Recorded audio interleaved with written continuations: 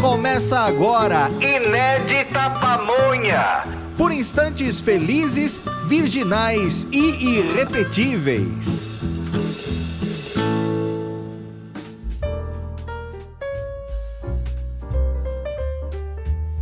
Está no ar. O meu, o seu, o nosso Inédita Pamonha. Oferecimento de Eastman Chemical do Brasil e de BNP Paribas Asset Management.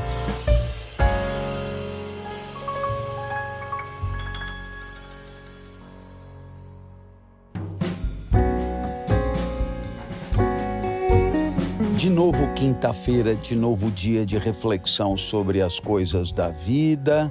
E as coisas da vida muitas vezes estão inscritas na presença dos outros, na família, no trabalho, nos coletivos que frequentamos e até mesmo na cidade, no país e na humanidade. De modo que é difícil você separar aquilo que é vida boa daquilo que é convivência boa, porque os outros estão cada vez mais perto, seja porque somos 8 bilhões no planeta e nunca fomos tantos, seja porque o outro agora está perto pela técnica, pelo Instagram, pelo WhatsApp, pelo Facebook, pelo TikTok, etc. Então não tem como refletir sobre a vida sem refletir sobre o modo como interagimos. Claro que damos preferência a quem temos que encontrar todo dia, mas claro também que as coisas que acontecem longe, de modo mais ou menos claro, acabam nos afetando. E eu hoje queria falar sobre o fato do jogador Daniel Alves estar em liberdade. E isso me remete à República de Platão. Na República de Platão, o filósofo quer pensar num modelo de Estado, num modelo de organização política, quer dizer, um modelo de organização da polis, em que não se repita a injustiça que aconteceu com Sócrates. No fundo, esse é o propósito, esse é o objetivo. Sócrates foi injustamente condenado e, portanto, morreu por uma injustiça. E aí Platão pensa num modelo de Estado em que esse tipo de injustiça não aconteceria. Ora, para você pensar num modelo de Estado em que esse tipo de injustiça não aconteceria, parece óbvio, importante e fundamental que você saiba o que é uma injustiça. Porque senão você não tem certeza, né? Se você não tem certeza sobre o que é injusto, como é que você vai evitar que isso aconteça ou não? Então, a reflexão sobre o estado ideal, ela é inseparável da reflexão sobre a justiça. E Platão, ele tem um jeito de pensar onde as verdades das coisas não dependem muito de onde você está, quem você é, que época da história, que lugar da geografia, que sociedade, etc. O que é justo e o que é injusto, seja lá onde for. Portanto, o que é justo e o que é justo é injusto, sem que nada disso seja relativo aos envolvidos, relativo ao momento da história, relativo à sociedade em questão. O que é justo na Espanha, no Brasil ou em qualquer lugar. E, portanto, Platão busca uma ideia de justiça que seja absolutamente verdadeira e não relativamente verdadeira. Na República de Platão, Trasímaco, que é uma personagem que aparece logo de cara, propõe que o justo é tudo que convém ao mais forte. O justo é tudo que convém ao mais forte, porque o mais forte dará um jeito de fazer com que aquilo que lhe seja conveniente seja entendido como justo.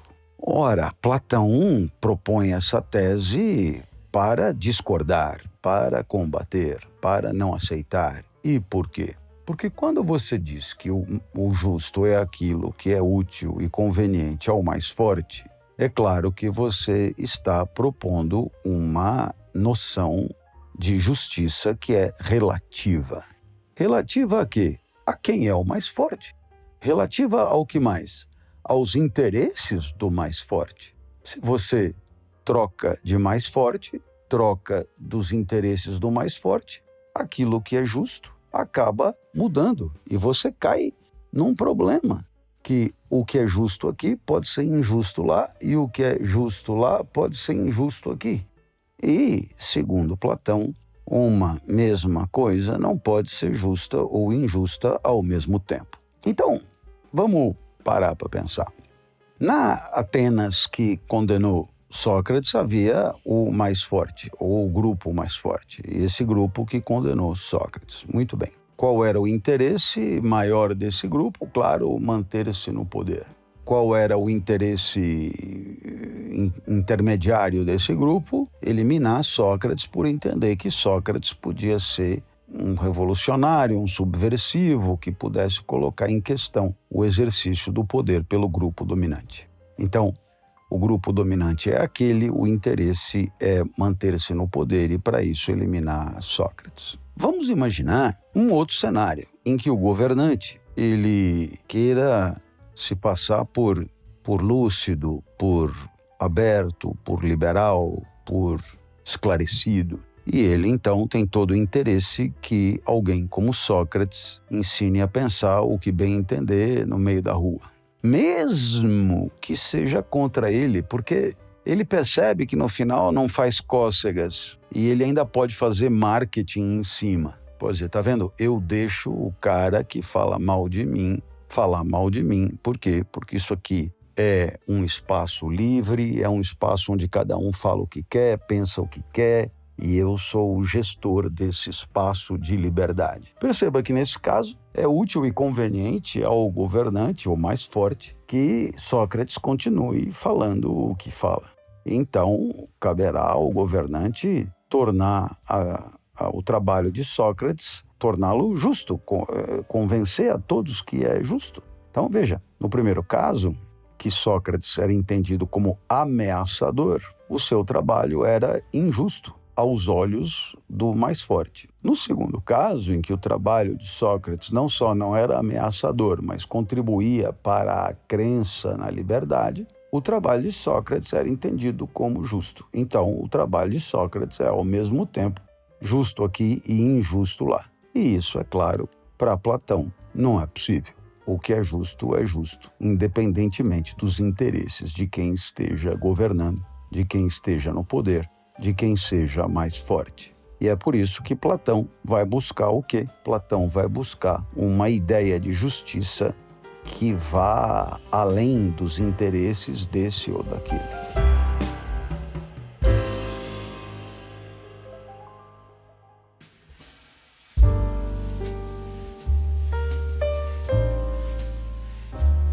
Eu disse que ia falar do caso do jogador Daniel Alves. E tudo que eu disse até agora é muito útil para que possamos refletir a respeito.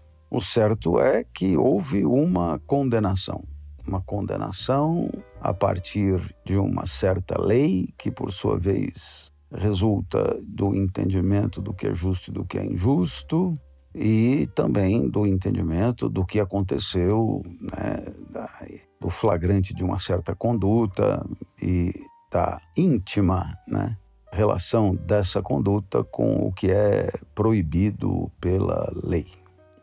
Então, houve uma condenação. E aí, acontece o seguinte, acontece que a gente constata que pagando uma certa fiança, é possível obter uma liberdade, É possível obter uma liberdade. Se ela é definitiva ou não, isso é outro problema, mas é uma liberdade que é comprada com 1 milhão de euros.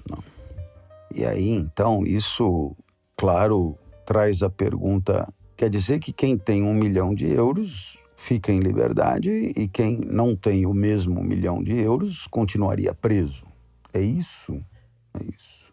Ora, quando Trasímaco diz que o justo é o que é entendido como útil para o mais forte, né, é claro que você pode ter o mais forte em termos de poder político, mas você pode ter o mais forte como sendo aquele que consegue mobilizar um certo capital dentro de um certo tempo, né?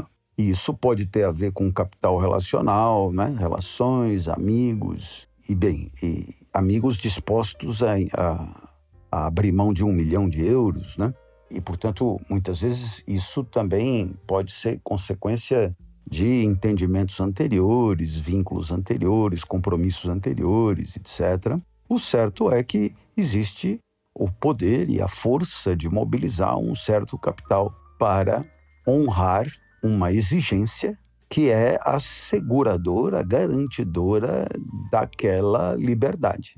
Então, a gente se pergunta, né, por mais que Platão tenha se esforçado para procurar no diálogo à República um eidos de justiça, uma justiça absoluta, uma justiça que independa dos envolvidos, uma justiça que independa da força dos envolvidos, uma justiça que independa dos interesses dos envolvidos, né? Será mesmo que no mundo da vida, tal como ele se apresenta, na concretitude das relações intersubjetivas, né? Na concretitude das polis, das cidades, dos países, dos ordenamentos jurídicos, será mesmo que Trasímaco não teria nem uma pitada de razão?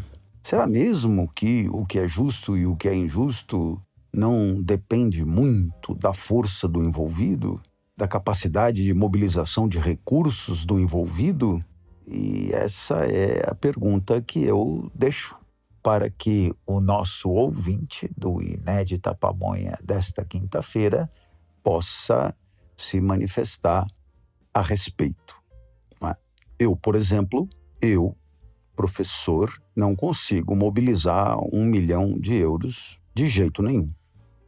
Não consigo porque não conheço ninguém que tenha isso. E mesmo que tivesse, não estaria nem um pouco disposto a despender esse valor para me ver solto. E, portanto, eu, né, tendo praticado o mesmo ato, eu estaria mofando no chilindró. Eu não sei você, mas eu estaria mofando no chilindró. Então, cabe a pergunta, não terá virado essa coisa da justiça uma questão de capacidade de mobilizar recursos econômicos? Você tem um tipo de punição que é para quem não tem recursos, e esse é a privação da liberdade. E outro tipo de punição para quem tem recursos. E aí a punição é pecuniária, né? Então, poderíamos ter um código com outro tipo de disposição, né? Um código assim, não matarás, não furtarás, não sei o quê, né? Matar alguém, pena. Aí tem 2 colunas, né? Privação de liberdade tanto a tanto. Agora, no caso da outra coluna, sei lá, 1.000.000 de euros, 2.000.000 de euros, 5.000.000 de euros. E é claro que não é isso que acontece lá. É claro que é mais complicado do que isso. É claro que não é tão simples. Mas ainda assim, fica evidente que aqueles que conseguem mobilizar dinheiro, que são os mais fortes, esses têm acesso a um tipo de justiça diferente daquele que não consegue mobilizar dinheiro. Portanto, sim, de acordo com o que acontece, eu não estou dizendo que é o que deveria acontecer, mas de acordo com o que acontece, Trasímaco, que também não discute o que deveria acontecer, ele diz de qualquer maneira é assim que se passa, o justo é aquilo que está de acordo com os interesses do mais forte, é aquilo que é útil ao mais forte. E, portanto, cabe ser forte para emplacar os seus interesses como critério definitivo de justiça. E olha que eu não falei dos recursos para pagar bons advogados, a influência que bons advogados têm nos tribunais, a relação íntima que bons advogados têm com magistrados pelo mundo afora, né? Isso tudo ficou de lado. Eu só falei mesmo da questão da liberdade e da fiança.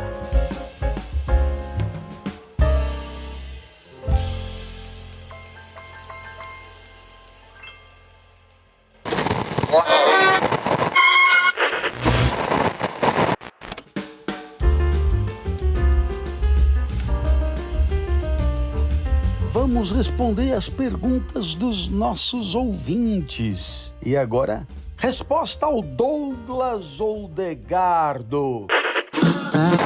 Bom dia, professor Clóvis. Eu tenho, claro, uma opção de coisas para conquistar e eu não posso ficar aí parado, como dizia Raul Seixas. Mas uma das conquistas mais importantes da minha vida foi ter me tornado promotor do júri da capital do meu estado no primeiro concurso em que eu prestei. Fiz meu vestibular para isso, estudei a faculdade inteira para isso. Mas nos momentos mais difíceis, uma frase me acompanhava: o que a gente não inventa, não existe. Para mim, ela era um tanto motivacional, mas principalmente uma fonte de resiliência. Quando eu a dizia, eu me sentia construindo o meu futuro. E eu gostaria que o senhor, professor, comentasse o conteúdo dela para que eu soubesse a sua visão sobre isso. Um abraço enorme, vamos em diante, esteja com Deus aí.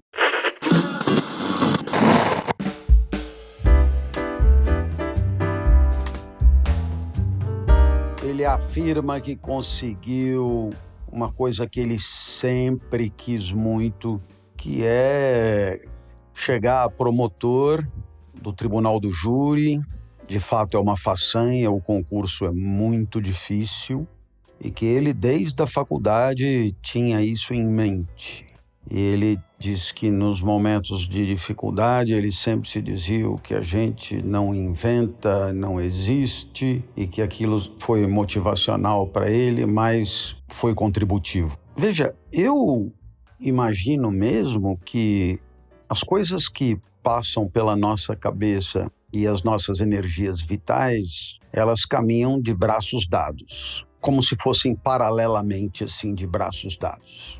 Então é claro que se você está triste, é bem possível que a sua mente cogite ideias tristes.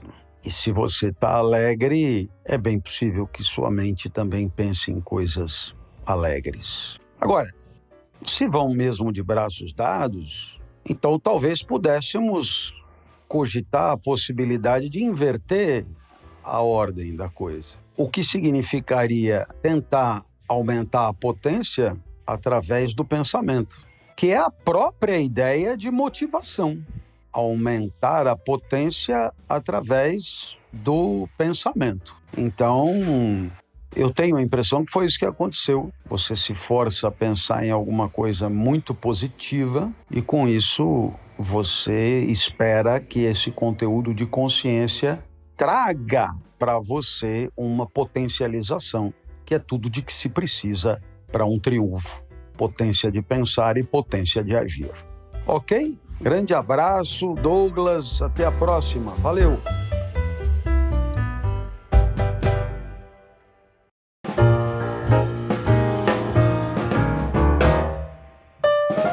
Esse foi o nosso Inédita Pamonha de hoje. Oferecimento de Eastman Chemical do Brasil, de BNP Paribas Asset Management e de todos os nossos apoiadores, sem a generosidade dos quais nada disso seria possível. Nossos apoiadores, cujo número aumenta. E se você que nos ouve tiver condição de nos ajudar, isto será decisivo para que este projeto permaneça de pé.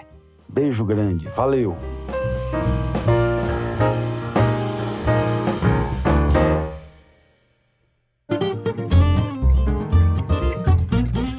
Você ouviu o Inédita Pamonha, por Clóvis de Barros Filho, trazido até você pela revista Inspire-se.